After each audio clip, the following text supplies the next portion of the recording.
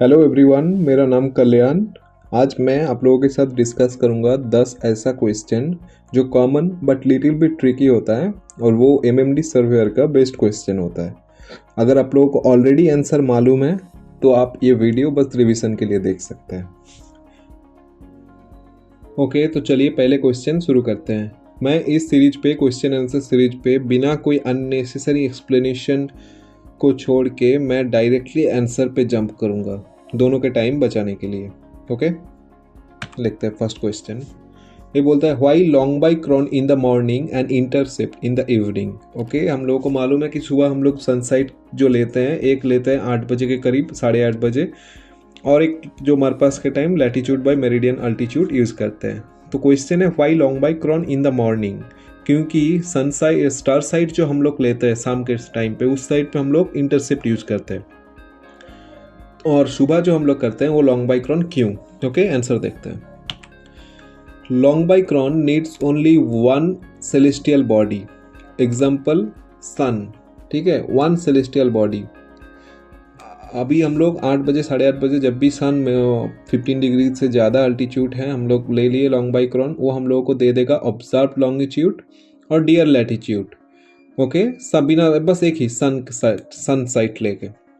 लेकिन for good intercept we need 2 और more celestial body because it gives you one position line, but when 2 or more other position line cuts through one place, that time only it gives ship's observed position। ठीक है, अभी long by Crohn सुबह 8:30 बजे ले लिए, हम लोगों को मिल गया ऑब्जर्व लॉन्गिट्यूड, डियर लैटिट्यूड। लेकिन इंटरसेप्ट के टाइम पे क्या होता है, हम लोग ये करते हैं, एक डियर लैटिट्यूड डियर लॉन्गिट्यूड होता है, फिर एजीमाथ खींचते हैं, फिर उस एजीमाथ के हिसाब से हम लोग खींचते हैं पोजीशन लाइन। ओके, ये हो गया अपना पोजीशन लाइन। ये क्या बोलता है, हम मेरा जहाज कोई भी पॉइंट पे हो सकता है, वो इधर हो सकता है, वो इधर हो सकता है, कोई डेफिनिट पोजीशन नहीं देता। अगर हम लोग दूसरा कोई स्टार या दूसरा कुछ सेलेस्टियल बॉडी से हम लोग खींचते हैं, तब ये पोजीशन खींचता है, तब हम लोगों को मिलता है अपना ओरिजिनल फिक्स पोजीशन। तो एक बॉडी के लिए हम लोग इंटरसेप्ट नहीं लगा सकते। ओके, ये हो गया। In long by cron, it easy to get observed longitude at noon. No need of plotting it on chart. सुबह हम लोगों को मिल गया observe longitude by LBC, long by chron use करके।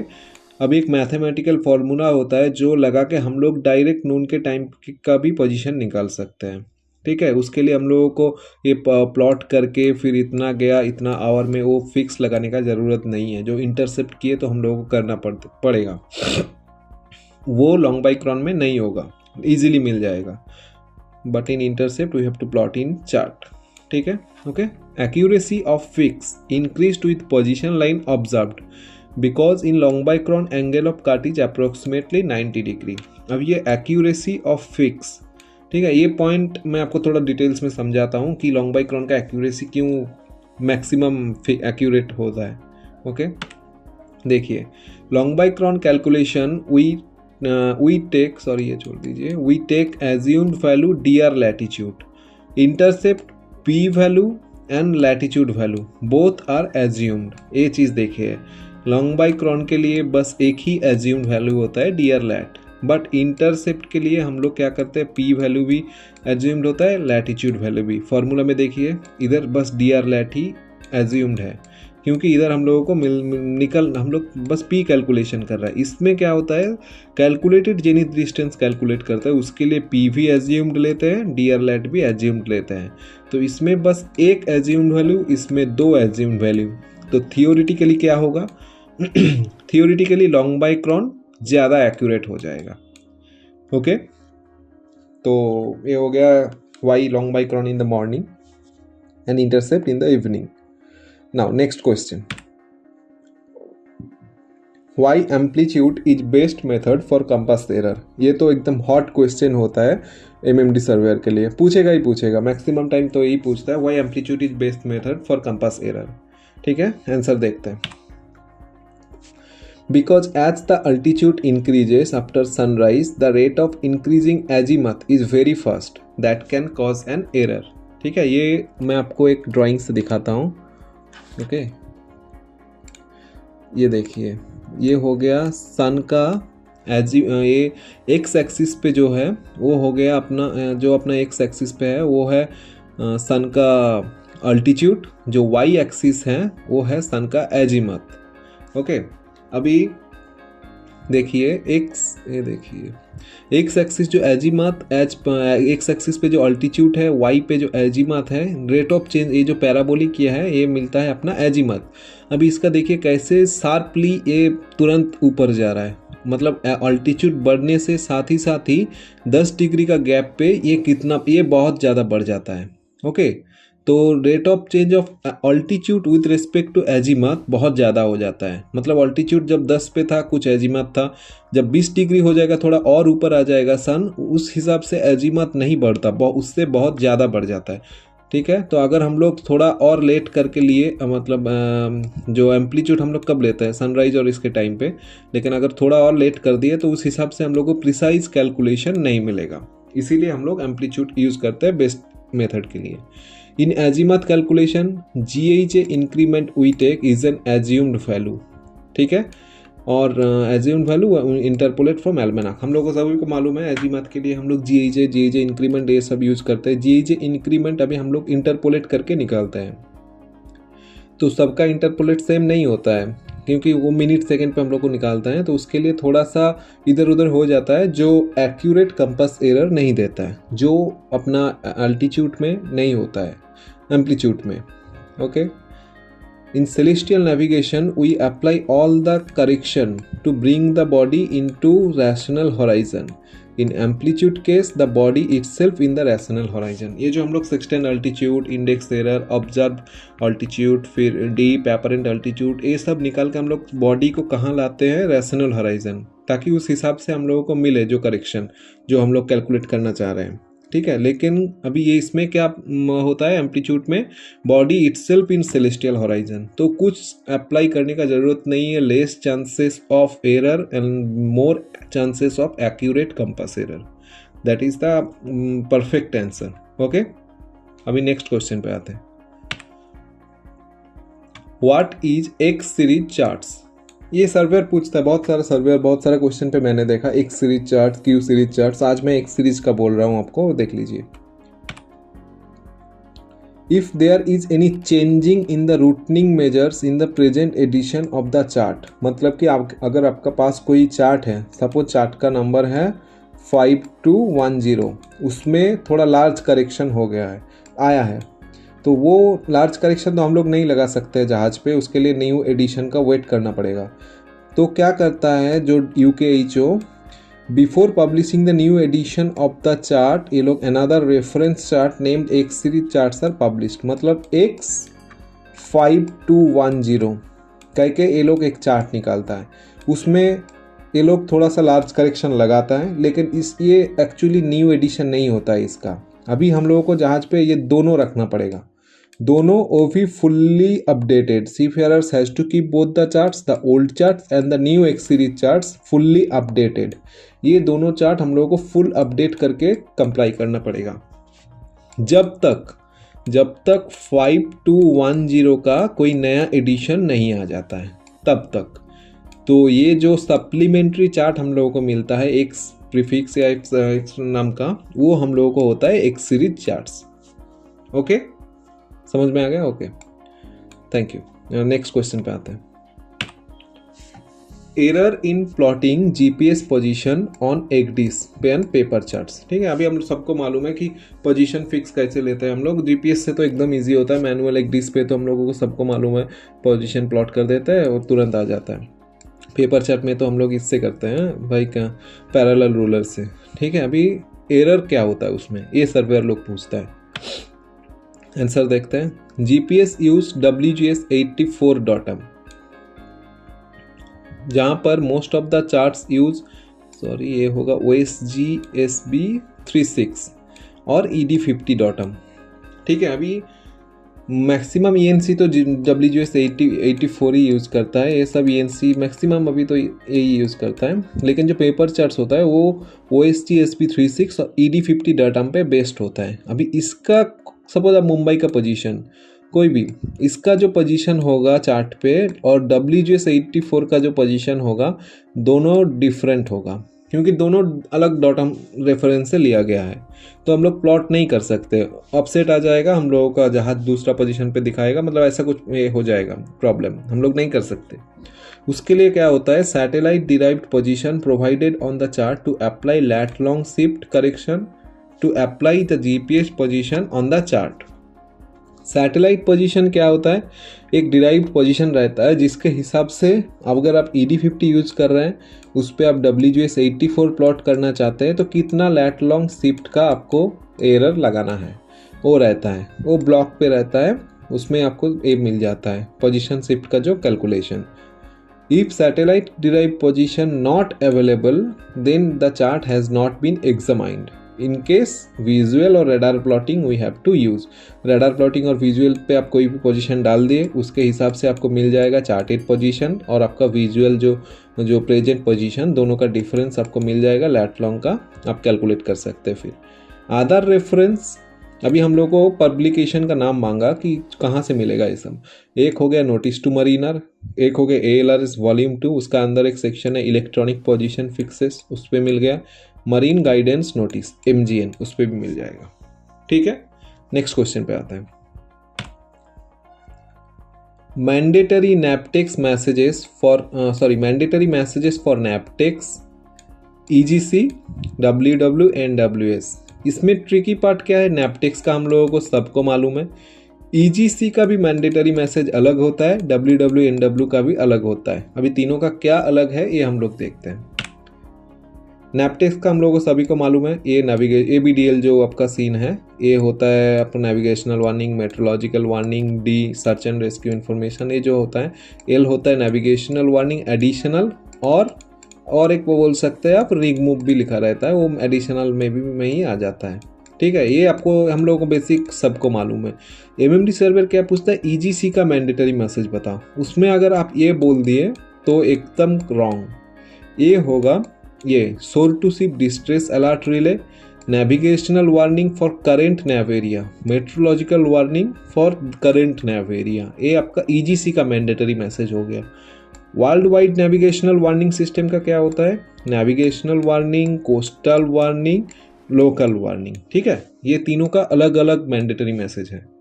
ओके, नेक्स्ट क्वेश्चन पे हम करते हैं, व्हाट इज सैलो वाटर। अभी हम लोग तो सैलो वाटर का पूरा पढ़ जाता है, व्हाट इज जो बैंक ऑसन, बाउ सक्शन, सैलो वाटर इफेक्ट, लेकिन वो पूछता है बेसिक सिंपल क्वेश्चन। मैंने देखा कोई भी सर्वेयर ज़्यादा लंबा क्वेश्चन नहीं पूछता है, वो लोग पूछेगा व्हाट इज सैलो वाटर। तब हम लोग अगर बिना प्रिपरेशन का रहता है तो इधर उधर का फंडा मार देता है, जो वो लोग सुनना बिल्कुल नहीं पसंद करता। उसके लिए एक मैंने आंसर बनाया, वो है area between shore and deep water where for such depth that surface waves are noticeably affected by the bottom topography. इसको ऐसा नहीं कि डीटो बोलना है, आप आपके हिसाब से बोल दीजिए, कुछ कुछ पॉइंट रखिए। बॉटम टोपोग्राफी मतलब उसका डेप्थ के वजह से उसका सरफेस वेव जो होता है उसमें इफेक्ट पड़ता है, ऐसा कुछ आप अपने हिसाब से बना के भी बोल सकते हैं। ठीक है, okay, next question, what are the other projection method for charts except gnomonic Mercator. Gnomonic Mercator हम लोगों को सबको मालूम है, नोमोनिक के लिए हम लोग GC लगाते हैं, ये तो हम लोग सभी पढ़ते हैं। मार्केटर में हम लोग रामलाइन लगाते हैं, ये हम लोगों को कॉमन है। ये सर्वेयर लोगों को मालूम है कि ये जो दो चीज़ है ये वो लोगों को नहीं पूछेंगे, वो लोगों को मालूम ही रहता है। वो लोगों को पूछता है ये दो छोड़ के और कौन सा प्रोजेक्शन लगाते हैं। ठीक है, इसका आंसर देख लेते हैं, मैंने जो बनाया था। चार्ट प्रोजेक्शन को हम लोग दो तरीके से डिवाइड कर सकते हैं, एक होता है कनिकल प्रोजेक्शन, एक होता है कन्वेंशनल प्रोजेक्शन। कनिकल प्रोजेक्शन में मार्केटर, नोमोनिक जो हम लोग ऑलरेडी कवर कर चुके रहते हैं वो होता है। बाकी आता है लैम्बर्ट प्रोजेक्शन एक होता है, और उसके अंदर हम लोग मतलब ये तीनों को भी हम लोग इससे डिवाइड कर सकते हैं, कॉनिकल, जेनिथल, सिलिंड्रिकल। इतना डिटेल्स में MMD सर्वेयर नहीं पूछता है, आप ये बोल देंगे काफ़ी है, बोल समझ जाएगा कि कुछ है। और कन्वेंशनल हम लोगों को सब नहीं लगता है, उसमें एक ही रहता है इक्वल एरिया प्रोजेक्शन चार्ट। ठीक है, ये प्रॉपर आंसर होता है, इसमें यही बोल देंगे तो ओके दैट इज एनफ बोल के वो नेक्स्ट क्वेश्चन पे बम करता है। ठीक है,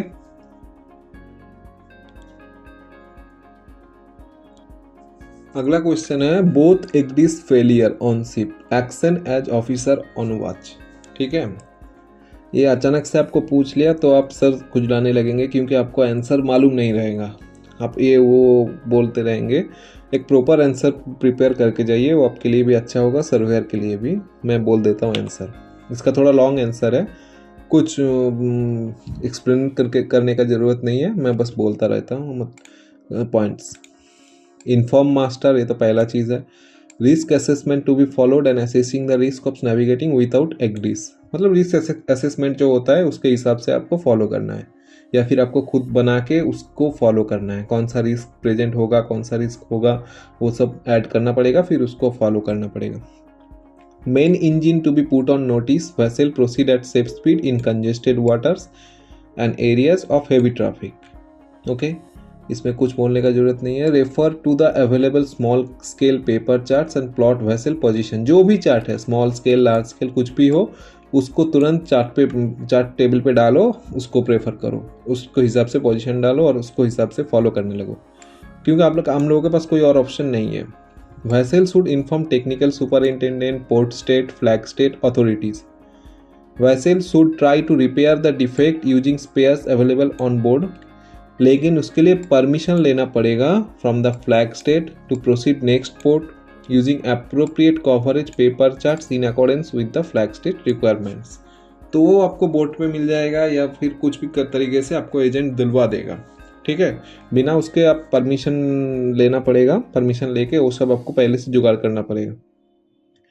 In case the repair spares cannot be arranged at next port, then technical superintendent should seek permission from flag state and arrange appropriate coverage paper charts as replacement backup in accordance with the flag state requirements for the period vessel is permitted to use paper charts।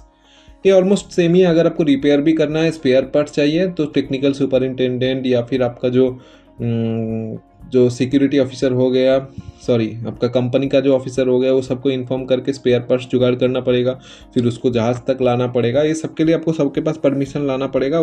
तब तक आप as per flag state sale करते रहेंगे। जो flag state बोलेगा, अगर आपको anchor डालना बोला तो एंकर डाल के वेट करना पड़ेगा। अगर आपको बोला कि कंटिजेंसी एरिया पे आपको सेल करना है, उधर आप सेल कर सकते हैं, ये बोलता है। Okay, now next question, ECDIS backup requirements. ये इजी लगता है सुनने में, लेकिन इसका एक्चुअली एज पर IMO इसका 3 सेक्शन है। वो 3 सेक्शन क्या है? ECDIS as primary means of navigation, उसमें secondary ECDIS with independent power supply, position fixing system. ठीक है, ये होगा अगर एक्टिस प्राइमरी मीन्स है, मतलब पेपरलेस है जहाज। ECDIS as secondary means paperless ship नहीं है, उधर आपको पेपर चार्ट्स भी है और एक्टिस भी है, तब up to date folio of paper chart और चार्ट रडार। ठीक है, ECDIS as RCDS system, suppose कोई जगह पे आपको ENC नहीं है, आप रास्टर चार्ट यूज कर रहे हैं, तो same up to date folio of paper chart और चार्ट रडार। ओके, ये 3 सेक्शन होता है इसका प्रॉपर सेक्शन। हम लोग बस एक ही बोलते हैं, secondary ECDIS, independent power supply, position fixing, ये और बाकी 2 ऐड करेंगे तो सर्वेयर भी खुश, आप भी खुश। ठीक है, okay, next question, why do we not prefer amplitude for moon? हम लोग एम्पलीट्यूड मून का क्यों नहीं लेते? ठीक है, सन का तो बेस्ट बोलते हैं, लेकिन मून का क्यों नहीं लेते? Due to large parallax, the time when moon centre is at rational horizon, upper limb should be touching the visible horizon. Large parallax फिलहाल आपको याद रखना पड़ेगा, मून का लार्ज पैरालक्स होता है। ये जो पार्ट है, ये मैं किसी दूसरा वीडियो पे ड्राइंग से आपको समझ आने पाऊंगा, फिलहाल के लिए आपको ये याद रखना पड़ेगा। ठीक है, changing of declination is very fast. ठीक है, ये अगर आप एल्मनाक फॉलो करते हैं या फिर कोई भी डाउनलोड करके देखते हैं, मून का डिक्लिनेशन बहुत चेंज होता है फास्ट। थोड़ा सा टाइम चेंज एम्पलीट्यूड का, इसका आपका डिक्लिनेशन चेंज हो जाएगा कुछ मिनट, और कुछ मिनट मतलब माइल्स पे भी बहुत, या फिर सॉरी कंपास एरर में भी बहुत डिफरेंस आ जाएगा। नॉट ऑलवेज रेडिली अवेलेबल, ये तो हम लोगों को सबको मालूम है। मून का जो फंडा है 50 मिनट्स एवरी डे वो चेंज होता रहता है, उसका timings, moon rise moon set, उसके लिए वो ऑलवेज रेडिली अवेलेबल नहीं होता, एक कंस्टेंट टाइम पे नहीं होता है वो। ठीक है, ये 3 यही 3 काफ़ी है। ओके ओके, तो आज के लिए इतना ही। नेक्स्ट वीडियो में मैं और सारा क्वेश्चन लाऊंगा आपके लिए। Thanks for watching. Thank you.